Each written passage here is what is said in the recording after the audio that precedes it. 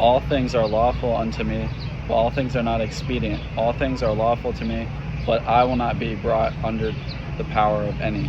And then if we go down to 15, it says, know ye not that your bodies are the members of Christ? Shall I then take the members of Christ and make them the members of an harlot? God forbid. What?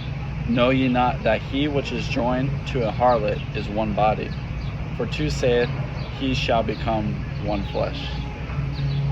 But he that is joined unto the Lord is one spirit, one with the Holy Spirit. Then Bible says in 18, which I was going to say, flee fornication. Every sin that a man doeth is without the body, but he that committeth fornication sinneth against his own body. Right? So that sin in particular, Bible says fornication, not even just doing it with yourself, but like, fornication with another person, that sin is a sin against your own body.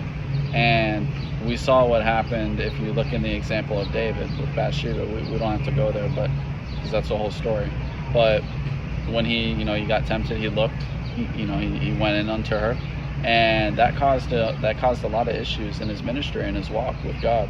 And it really, it messed up a lot of things. It even caused him to commit murder, because when you commit adultery, when you do that sin, it's that's one of the worst things that you can do. And the Bible says here that it's sinning against your own body. So what happens when you do that is that's grieving that Holy Spirit. That Holy Spirit is he's not going to have anything to do with that. And you're going to notice after you commit that sin that you're going to feel very that fellowship or that relationship, that closeness that you have had with God before, it's not going to it's going to be gone, because when you commit that sin, that again, the Holy Spirit doesn't want anything to do with that sin. So it's a very serious sin. Yes, of course, God will forgive us. God can come back. The Holy Spirit can come back and refill us. But it's a very serious sin, and that's why the Bible says we have to flee it, and we shouldn't give any place to it. And that's why we don't have to go and read there, but Jesus talks about that with adultery. If thy right eye causes you to sin, pluck it out and cast it from you. And if you even look at a woman to lust after, you already committed adultery with her in your heart, not the act. There's a difference, obviously, in the level of sin there. But if you're lusting after her, you're already opening that door for that potential sin of committing adultery, of sinning in that way. So Bible says flee the sin, and then Bible says that we have to not even give place to it. The Bible also says don't give place to the devil, lest we're tempted. So we really have to, we see something we shouldn't be looking at, turn the other way. And even if we don't see anything, we might see it in our mind, or a thought or emotion all of a sudden comes up.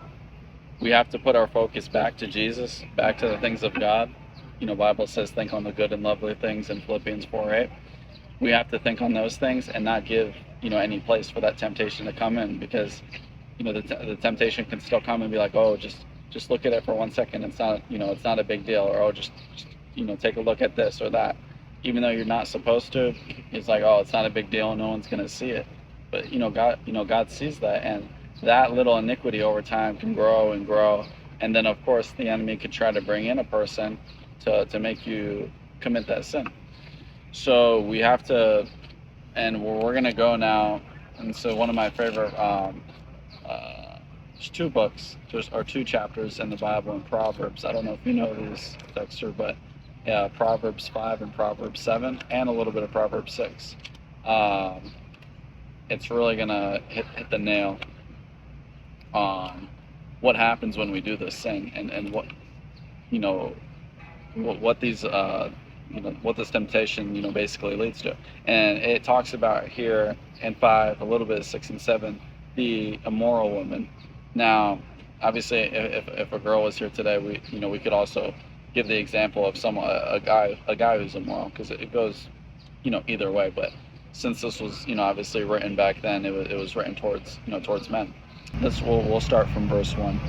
So Proverbs chapter 5 from verse 1 says, my son, attend unto my wisdom, and bow thy ear to my understanding, that thou mayest regard discretion, and that thy lips may keep knowledge. For the lips of a strange woman drop as a honeycomb, and her mouth is smoother than oil. But her end is bitter as wormwood, sharp as a two-edged sword. Her feet go down to death, her steps take hold of hell. Lest thou should ponder the path of her life. Her ways are movable, that thou cannot know them. Hear me now, therefore, O ye children, and depart not from my words of my mouth. Remove thy way far from her. Come not nigh the door of her house. Lest you give your honor unto others, and thy ears unto the cruel. Lest strangers be filled with thy wealth, and thy labors be in the house of a stranger. And then the last part, and thou mourn at last when thy flesh and thy body are consumed. And it keeps going on, basically, just telling you about that, and then telling you why you should, if you have a wife, you should stay with your wife and not commit adultery. So this is more pointing to the specific sin of adultery, but you can also point this to fornication. If you want, you can read it too if you want. You already know it? Yeah, I already know. You've read those ones before? Yeah, I read it all the time. Okay. But I try to avoid that much as possible. Fornication and immorality. There's plenty of that fashion around every day with fornication and immorality. They dress for fornication.